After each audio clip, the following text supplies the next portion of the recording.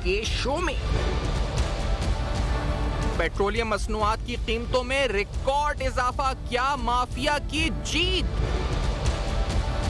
आवाम को 300 अरब रुपए का टीका, मुस्तफीद कौन हुआ? आलमी मंडी में तेल की कीमतों में उतार चढ़ाव क्या रहा? हुकूमती फैसला कड़ी तनकीद की जद में अपोजिशन भी मुतहरिक।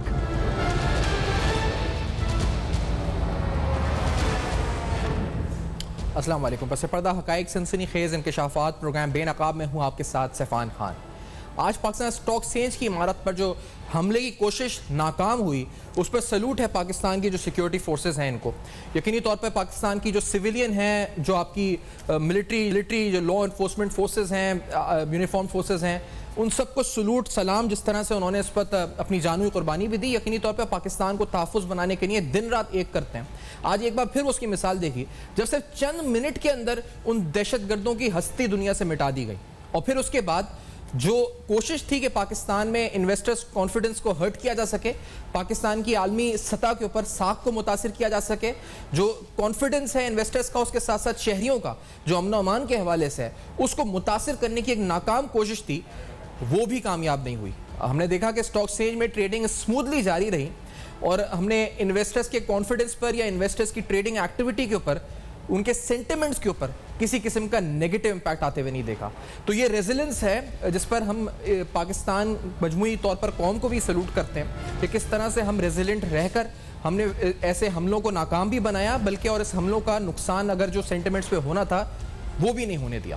तो यकीनी तौर पर प्रोग्राम का आगाज़ से करते हुए हम आएंगे एक बड़े अहम मौजू पर, जो है पेट्रोलियम की कीमतें। पेट्रोल मसनूआत की कीमतों में जो इजाफा हुआ, इस इजाफे से मुतालिक हुकूमती वुज़रा के बयान तो हमने बहुत देखे। कहा गया कि अगर ये इजाफा 1 जुलाई को होता तो ये इजाफा 25-26 रुपये नहीं, ये इजाफा 30 रुपये से जायद का होता। इंटरनेशनल मार्केट के मूव्स, पाकिस्तान में एक्स रिफाइनरी प्राइस में जो चेंजेस हैं, पेट्रोलियम लेवी में क्या हुआ, ये सारी तफसीलात आज के प्रोग्राम में बेनकाब करेंगे। कुछ अंदेशों, कुछ खदशात के मुताबिक इस पूरे मामले में एक माफिया सरगर्म रहा जिसने तकरीबन मुबैना तौर पर 300 अरब रुपए तक कमाए। वो कौन सा माफिया है, क्या ऐसा हुआ भी है या नहीं, वो फैक्ट्स क्या हैं, आज के प्रोग्राम में हम अनकवर करेंगे। हम आपको बताएंगे कि असल हकाइक क्या हैं। पहले आपको सुनवाते हैं कि आज भी असेंबली के अंदर ये मामला जेर बहस रहा। बिलावल भुट्टो जरदारी साहब जो कि चेयरमैन है पाकिस्तान पीपल्स पार्टी, पहले उनकी आपको तकरीर का कुछ हिस्सा सुनाते हैं जो इन कीमतों के हवाले से उन्होंने कहा। Let's hear this first. जो हमाद अजहर साहब ने इस बजट के शुरू में इस सूरह हाउस को सुनाया था, कोरोना रिलीफ के नीचे इन्होंने गिना है कि हम क्या क्या कदम उठा रहे हैं इस मुल्क के अवाम को कोरोना का पैंडेमिक होते हुए रिलीफ पहुंचाने के लिए। और इसमें लिखा है कि price of petrol will be reduced by ₹42 per liter and diesel by ₹47 per liter, which will provide relief of 70 billion rupees to the people of Pakistan. क्या हुआ आपका बजट का तकरीर का? बजट अब पास ही नहीं हुआ और 2 दिन पहले उन्होंने पूरे मुल्क में ये जो पेट्रोल पंप उड़ा दिया है। आखिर इसकी वजह क्या थी? क्या ये जो एवरेज इंटरनेशनल प्राइसेस हैं अरब लाइट की, ये उस बुनियाद पे फैसला किया गया या अपने टैक्सेशन टारगेट्स को मद्देनजर रखते हुए, या फिर कोई माफिया थी जिसने फैसला करवाया? कौन मुस्तफीद हुआ? ये सारे अहम सवाल हैं। हमाद अजहर साहब ने भी असेंबली के फ्लोर पे जवाब दिया। उनकी तरफ से क्या कहा गया था, लेट्स हियर दिस। हमारी हुकूमत ने जब आलमी मंडी में तेल की कीमत सबसे कम गई तो हम वो मुल्क थे दुनिया का 80% ममालिक से ज़्यादा जहां हमने सबसे ज़्यादा तेल की कीमत कम की। आज जब आलमी मंडी में तेल की कीमत दुगनी से ज़्यादा हो गई है अपने निचले पॉइंट से, तो वो कीमत जाहिर है दोबारा बढ़नी थी। हमने टैक्स नहीं बढ़ाया। जब तेल की कीमत नीचे गई थी तो पीडीएल 30 रुपए था। ये 30 रुपए की जो सीलिंग थी ये मुस्लिम लीग नून ने लगाई थी। 17% सेल्स टैक्स था। ये 17% सेल्स टैक्स मुस्लिम लीग नून के टाइम पे 60% तक रहा है। हमने 17% पे ही रखा। आज जब कीमत दोबारा बढ़ी है तो पीडीएल भी 30 रुपए है और सेल्स टैक्स भी 17% ही है। इसलिए इसमें हुकूमत को नहीं, ये तमाम का तमाम आलमी मंडी का जो है उसको ऊपर किया गया और उस पर सनसनी खिलाने की कोशिश की गई। मैं यहाँ ये भी याद दिलाऊंगा कि आलमी मंडी में जब जून 2014 में कीमत ऊपर गई थी तो 35 रुपए एक महीने में मुस्लिम लीग नून के दौर में तेल की कीमत को बढ़ाया गया। तो सियासी बहस जारी रही, लेकिन असल हकायक हैं क्या? प्रोग्राम में जानते हैं डॉक्टर फरूख सलीम साहब, सीनियर तज़्ज़े-निगार, माशी तज़्ज़े-निगार, कॉलम निगार, प्रोग्राम में साथ मौजूद हैं। डॉक्टर फरूख सलीम साहब, बहुत शुक्रिया आपने प्रोग्राम में ज्वाइन किया। आपके कमेंट्स तो हमने देखा बहुत वायरल भी हुए, जिसमें आपने 300 अरब के टीके की बात की। मैं चाहूँगा कि थोड़ा हम नाजरीन को पूरे मुल्क के आप एक्सप्लेन भी करें कि किस तरह 300 अरब रुपए इस पूरे मामले बनाए गए और मुस्तफीद कौन हुआ, नुकसान किसका हुआ, हुकूमत ने क्या बनाया। इस डॉक्टर फरूख सलीम साहब प्लीज। जी मैं यही सोचने की कोशिश कर रहा था कि पेट्रोल जो है वो तो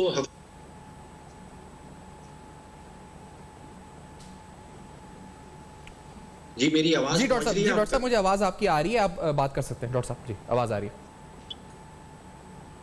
एक पाकिस्तान के तारीखी पर्सपेक्टिव में आप देखें तो कभी एक ही दिन में पेट्रोल की कीमत है वो 25 रुपए फी लीटर नहीं बढ़ाई गई। तो मैं इसको डिटेल में देखता रहा कि वजह क्या है। इसमें टैक्स तो बढ़ाया नहीं गया, टैक्स तकरीबन वही है। इससे पहले जो है 40 रुपए फी लीटर टैक्स था, अब वो बढ़ जो है तकरीबन 44 रुपए हो गया। लेकिन असल जो फर्क पड़ा वो बेस रेट में पड़ा है, यानी कि हुकूमत हमें आज से कोई 25-26 दिन पहले ये कह रही थी तो उसकी जो बेस प्राइस है और की जिसको वैक्स रिफाइनरी कहते हैं, जिसपे हुकूमत को ये तेल मिलता है, हमें 25-26 दिन पहले ये बताया गया कि वो 24 रुपए फी लीटर हुकूमत को मिल रहा है। और 25-26 दिन के बाद ये बताया गया कि अब वो कीमत जो है वो तकरीबन 46 रुपए पे चलेगी, यानी कि बेस प्राइस जो है हुकूमत कहती है कि 90% से ज्यादा बढ़ गई। तो जो अभी कीमत बढ़ी है जो 74-75 से 100 पे गई है, उसमें हुकूमत को कोई इजाफी टैक्स मिलने वाला नहीं है, बहुत थोड़ी सी बहुत सी मार्जिनल सी अमाउंट है। ये सारा का सारा खेल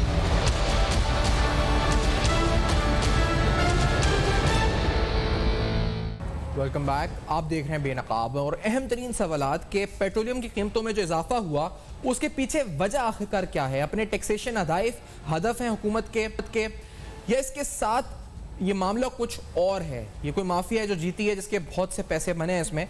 ये तौजी या हुकूमतों की या हुकूमती वज़रा की तरफ से ये कहना कि भारत में पेट्रोल की कीमत 180 रुपये, चाइना में 137 रुपये, बांग्लादेश में 174 रुपये, इंडोनेशिया में 108 रुपये, फिलिपाइन में 153 रुपये, हॉलैंड में 159 रुपये और इसी तरह जापान में तकरीबन 200 रुपये है, तो पाकिस्तान में 100 रुपये है। ये एक तौजी है, डॉलर प्राइसेस एक तौजी है।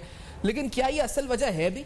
हम कर रहे हैं बेनकाब। डॉक्टर फरूख सलीम साहब, आप अगर उस बात को वहीं से शुरू कर सकें, किस तरह आप बताएं। बेस प्राइस में 90% इजाफा हो गया है, ऑयल प्राइसेस में 17% का इजाफा हुआ है, तो मुस्तफीद कौन हुआ इस इजाफे से जो बेस प्राइस में इजाफा हुआ है?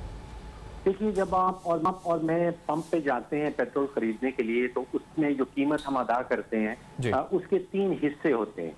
एक तो जिसको ये बेस प्राइस कहते हैं, यानी कि वो तेल की कीमत जो हुकूमत को तेल की कीमत अदा करनी पड़ेगी।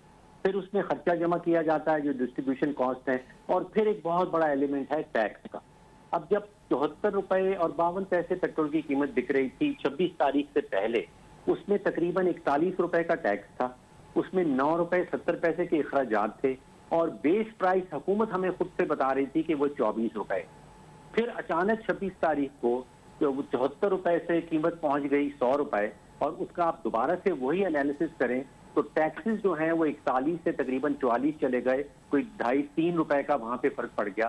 खर्चे अखराजात जो है वो वही रहे 9 रुपए 70 पैसे, लेकिन जो बेस प्राइस है वो अचानक 24 से तकरीबन 46 रुपए पे पहुंच गया। जैसे आपने कहा 90% से ज्यादा का इजाफा हुआ, तो सोचने की बात यह है कि ये 90% से ज्यादा का जो इजाफा है, इसका फायदा किसको पहुंचा, इसका नुकसान किसको पहुंचा।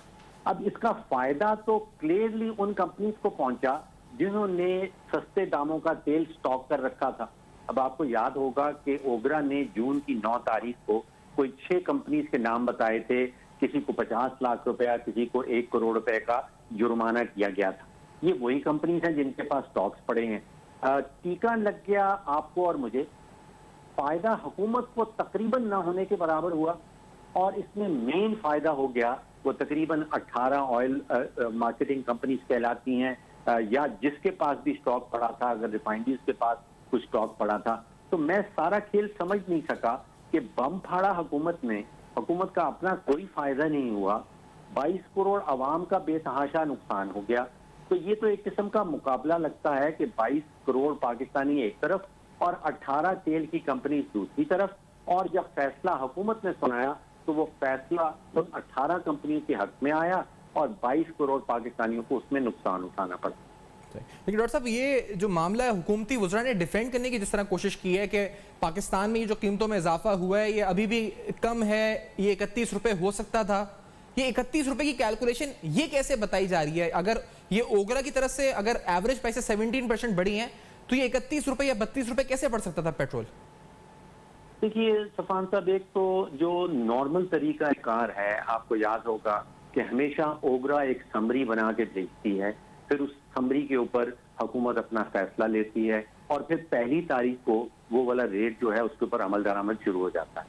यहाँ पे ओगरा को ऑन बोर्ड ही नहीं लिया गया, ओगरा से समरी ही नहीं बनवाई गई।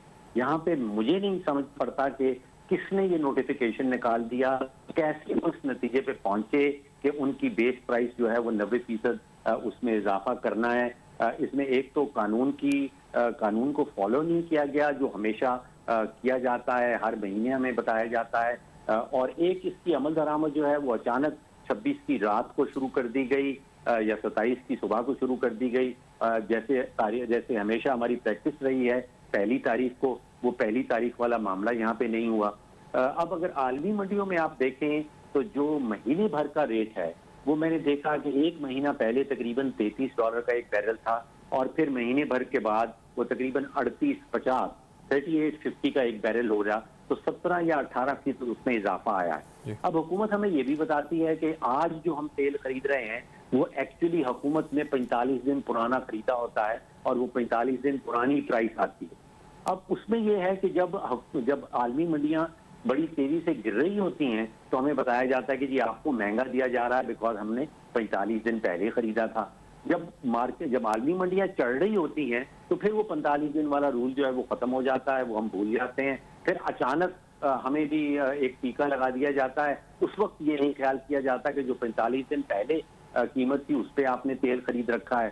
तो इसमें मुनाफा सिर्फ और सिर्फ कंपनियों को हुआ, हुकूमत के खजाने में मार्जिनली कुछ इजाफी टैक्स चला जाएगा और एक इतना बड़ा टीका पाकिस्तानी अवाम को लगा देना, जबकि अभी कोविड की वजह से इकोनॉमी भी डाउन है। आपने जो आर्गुमेंट दिया वो रियली सफान साहब मैं समझ नहीं पाता हूँ कि हमें बताया ये जाता है कि इंडिया में इतने डॉलर का तेल है, उसको हम पाकिस्तानी रुपीस से मल्टीप्लाई कर देते हैं। अब अगर आप उसको 166 से मल्टीप्लाई कर रहे हैं, इंडिया में जो शहरी पेट्रोल खरीदने जाता है वो पाकिस्तानी रुपए इस्तेमाल नहीं करता है। अगर मैं पाकिस्तानी रुपए इंडिया के पेट्रोल पंप में ले जाऊंगा तो वो मुझे पेट्रोल नहीं बेचेंगे। तो हमने देखना ये है कि इंडियन रुपीज से आपने मल्टीप्लाई करना है। अब हर मुल्क का अपना एक पर कैपिटा जीडीपी है, हर मुल्क की अपनी एक कुव्वत खरीद है। अगर ये सवाल उठाया जाए कि हमने दुनिया से कंपेयर करना है तो इसके साथ फिर 100 और सवाल उठाए जाएंगे कि अगर हाँ दुनिया भर में 55 रुपए की चीनी मिल रही है तो फिर हमें 90 रुपए की या 85 रुपए की क्यों मिल रही है? अगर दुनिया में आटे का एक रेट है तो हमें उससे 150% ज्यादा क्यों देना पड़ रहा है? यहाँ पे जो सवाल है फंडामेंटल बुनियादी सवाल ये है कि 25 दिन पहले 26 दिन पहले आप बता रहे थे कि हमारी जो खरीद है तेल की वो 24 रुपए लीटर है और अब 25-26 दिन में वो तकरीबन 46 रुपए पे पहुंच गई। सही। अच्छा डॉक्टर साहब, एक बात और भी है कि इसकी टाइमिंग आप किस तरह देखते हैं? एक तो जब 26 को हुआ फैसला, क्यों अर्जेंसी में, ये तमाम सवालात हैं। दूसरा ये कि मॉनेटरी पॉलिसी में 100 बेसिस पॉइंट्स की कमी हुई, जो इन्फ्लेशन प्रोजेक्शंस दी गई कि कम होगी इन्फ्लेशन, उस बुनियाद पर यह फैसला किया गया, कुछ एक्सटर्नल अकाउंट की सिचुएशन देख के फैसला किया गया और फिर उसके अगले दिन या 1-2 दिन बाद ही फौरन पेट्रोल का बम गिरा दिया गया और 25 रुपए कीमत बढ़ा दी गई। तो क्या कोऑर्डिनेशन है इस वक्त आपको फिस्कल और मॉनेटरी साइड में नजर आ रही है कहीं से कि एक तरफ कुछ फैसला हो रहा है, एक तरफ कुछ फैसला हो रहा है?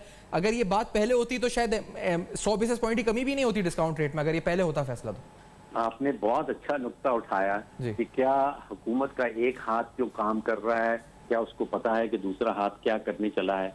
आप बिल्कुल ठीक कह रहे हैं कि स्टेट बैंक कोशिश कर रहा है कि इकोनॉमी को रिवाइव किया जाए। स्टेट बैंक ये सोच रहा है कि इन्फ्लेशन नीचे आ रही है, इसलिए उसने शरह सूद जो है वो 100 बेसिस पॉइंट 1 परसेंटेज पॉइंट भी कम कर दी। दूसरी तरफ आपने इतना बड़ा बम का धमाका किया, 25 रुपए फी लीटर। अब इसका इकोनॉमी के ऊपर क्या असर होगा? जाहिर बात है इकोनॉमी के ऊपर इसका कॉन्ट्रैक्शनरी असर होगा, मनफी असर होगा। जो कुव्वत खरीद है पाकिस्तानियों की वो और कमजोर हो जाएगी। तो ये आप बिल्कुल ठीक कह रहे हैं कि कोऑर्डिनेटेड एफर्ट नहीं है। ऐसा लगता है कि शायद हुकूमत का एक इदारा जो है वो कुछ और सोच रहा है और वो बगैर मशवरा किए या बगैर सोचे समझे दूसरे इदारे के खिलाफ काम कर रहा है। एक ब्रेक के बाद डॉक्टर फैसल साहब आपसे गुफ्तगू जारी रहेगी और भी हम इस वक्त कोशिश करेंगे कि हम बात कर सकें इस पूरे मामले का। या आखिर हुआ क्या कि 26 को ऐसा फैसला हुकूमत को लेना पड़ा और इसके क्या रिपरकशंस होंगे? आफ्टर दिस ब्रेक हमारे साथ।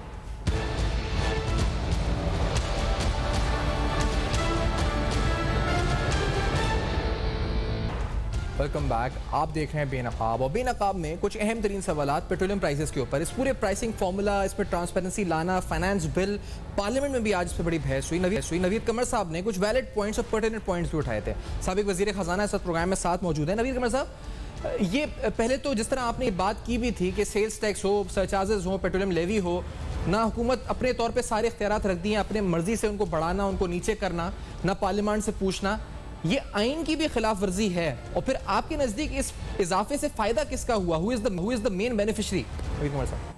अच्छा, पहले सवाल का जवाब तो सिंपली ये है कि जब आइन कहता है कि पार्लियामेंट के अलावा, पार्लियामेंट भी नहीं, नेशनल असेंबली के अलावा और किसी के पास ये अख्तियार नहीं है कि 1 रुपया भी जो है गवर्नमेंट का रेवेन्यू, मतलब टैक्सेस या इवन नॉन टैक्सेस बढ़ा सके या कम कर सके, और 1 रुपया भी खर्चा जो है नेशनल असेंबली की मर्जी के बगैर नहीं दिया जा सकता। अच्छा, लेकिन हुआ ये है कि मुख्तलिफ फाइनेंस बिल्स में गवर्नमेंट ने अपने लिए ये इख्तियार ले लिया है कि पूरा का फाइनेंस बिल तो कुछ और कहता है, आखिर में एक लाइन लिखी होती है, वो कहती है कि जिस वक्त गवर्नमेंट चाहे इस टैक्स को, और ये सेल्स टैक्स में भी है, ये कस्टम्स में भी है और अंदाजे में इनकम टैक्स में भी है, कि एक एसआरओ से एफबीआर जो है इस सारे टैक्स को ऊपर नीचे, किसी भी टैक्स को ऊपर नीचे कर सकता है। तो पार्लियामेंट में तो जो कुछ भी कार्रवाई होती है वो तो एक ड्रामा होता है, एक थिएटर चल रहा होता है। असली तो पावर जो है, क्योंकि बड़े बड़े जो अप्स एंड डाउन्स हैं वो तो एफबीआर खुद कर देता है अपनी मर्जी से। सही। तो पार्लियामेंट इसमें कहाँ आई? तो ये पार्लियामेंट जो स्पिरिट है आइन की, ये उसके खिलाफ है पूरी बात। सही। और जी, दूसरा सवाल जो आपने किया अब वो पर्टेन करता है कि ये जो मौजूदा इंक्रीज है वो उससे किसको फायदा हुआ। जी। ये स्टार्ट करते हैं गवर्नमेंट से। गवर्नमेंट को कैसे फायदा हुआ? अगर गवर्नमेंट किसी टैक्स का रेट अगर बढ़ाती भी नहीं है, तब भी जब जिस रेट पे जैसे आप समझिए कि अगर 60 रुपए का पेट्रोल मिल रहा है और वो बढ़ा के 100 रुपया कर देते हैं, तो 60 रुपए का 17% और 100 रुपए के 17% में तो एक अच्छा खासा इजाफा होगा। ठीक है। तो सीधा सीधा गवर्नमेंट के पास सेल्स टैक्स की मद में ये सारी पैसा आ गया। इसके बाद पेट्रोलियम लेवी का इशू है कि वो जो 30% 30 का जो उसमें वो कैप है, क्या आया इसको ये कैप तक पहुंच गए हैं या नहीं, उसको चेक करने की जरूरत है। लेकिन वहां भी उनको कुछ फायदा होता है। उसके बाद पूरी जो चेन है, जाहिर है कि जब आपने देखा कि जिन पूरी चेन में लोगों ने रिफाइनरी से लेके ऑयल मार्केटिंग कंपनीज और ऑयल मार्केटिंग कंपनी से लेके जो डिस्ट्रीब्यूटर्स और फिर आखिर में रिटेलर, मतलब पेट्रोल पंप जो है, सब ने पेट्रोल रोक दिया ताकि ये जो पेट्रोल की प्राइसेस गिरी थी वो कंज्यूमर को ना पास ऑन करनी पड़ी। और जैसे ही इन्होंने कीमत बढ़ाई तो पूरी चेन ने अपना पेट्रोल जो है वो रिलीज कर दिया। exactly. तो वो सारे के सारे बेनिफिशियरी, पूरी चेन जो है वो बेनिफिशियरी। अच्छा नवी साहब, ये भी बता देगा लासी कि हमने ये देखा कि ये डिसीजन की जो टाइमिंग थी, एक तो ये कि 26 को हुआ, क्यों हुआ, इस पर बड़ी बात हुई, लेकिन एक तरफ state bank of Pakistan 100 basis point से डिस्काउंट रेट कम कर रहा है, स्टिमुलस दे रहा है आपकी इकोनॉमी को, आप कोशिश कर रहे हैं कि रिवाइव हो सके ग्रोथ, और उसके अगले दिन ही आप 25 रुपए पर लीटर बढ़ा रहे हैं। इससे एक लैक ऑफ कोऑर्डिनेशन जो फिस्कल और मॉनेटरी साइड है वो कितना एक्सपोज हुआ है गवर्नमेंट का, and who is making decisions, क्या हो क्या रहा है, ये एक अजीब कंफ्यूजन नहीं हो गया इससे?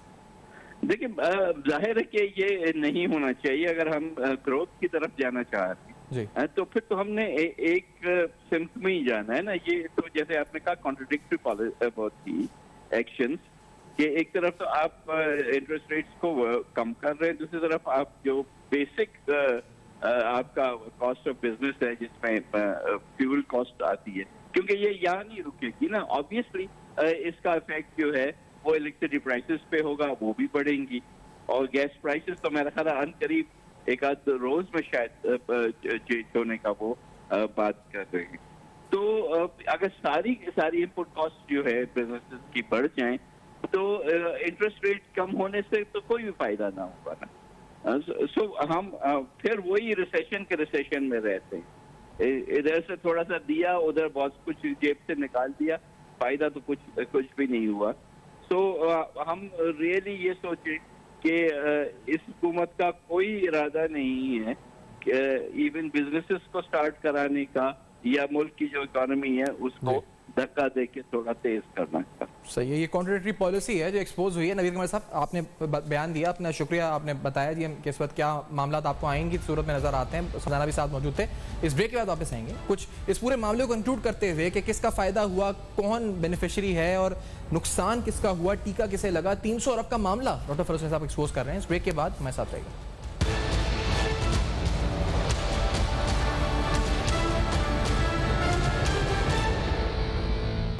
Welcome back. आप देख रहे हैं बेनकाब, और बेनकाब में ये आज अहम तरीन सवाल उठा कि आखिरकार ये फैसले कौन कर रहा है और क्यों कर रहा है। 25 रुपये पेट्रोलियम कीमत में इजाफे से क्या पूरी चेन का फायदा हुआ जिसमें हुकूमत खुद भी शामिल है? ये सारे सवाल शायद जब तक उठते रहें जब इस पूरे ऑयल प्राइसिंग मैकेनिज्म को मजीद ट्रांसपेरेंट ना किया जाए, इस फॉर्मूले को अवामुन्नास में शऊर बेदार करके यानी बताया जाए किस तरह से ये प्राइसेस असल में कैलकुलेट होती हैं। वरना इस तरह के सवाल तो उठते रहेंगे। लेकिन अहम तरीन सवाल कि जिस तरह से इस पूरी सिचुएशन को मिस हैंडल किया गया पहले दिन से, जब ये सिचुएशन क्रिएट की गई, पेट्रोलियम मसनूआत की किल्लत हुई, उसके बाद जिस तरह से पूरा मामला मिस हैंडल हुआ, उससे लेकर इस फैसले तक आखिर कोई हेड्स रोल होंगे, जिम्मेदारान बेनकाब तो होंगे, लेकिन क्या जिम्मेदारान को उनके ओहदों से हटाया भी जाएगा? ये बड़ा अहम सवाल है। और फिर जो लैक ऑफ कोऑर्डिनेशन या स्टेट बैंक की एक तरफ कोशिशें ग्रोथ को रिवाइव करने की और दूसरी तरफ हुकूमत की तरफ से पेट्रोल बम गिरा देना, इस फैसले ने इस वक्त जो है यकीनी तौर पर जो हुकूमत की लैक ऑफ कोऑर्डिनेशन है इसको भी बुरी तरह एक्सपोज कर दिया। इस प्रोग्राम को इसी नोट पर वाइंड अप करते हुए आपसे इजाज़त चाहेंगे। आपका फीडबैक मौसूल हमारे फेसबुक, ईमेल और ट्विटर पे जो आपके सामने फ्लैश कर रहे हैं। देखते रहिएगा। अब तक अपना बहुत ख्याल रखिए।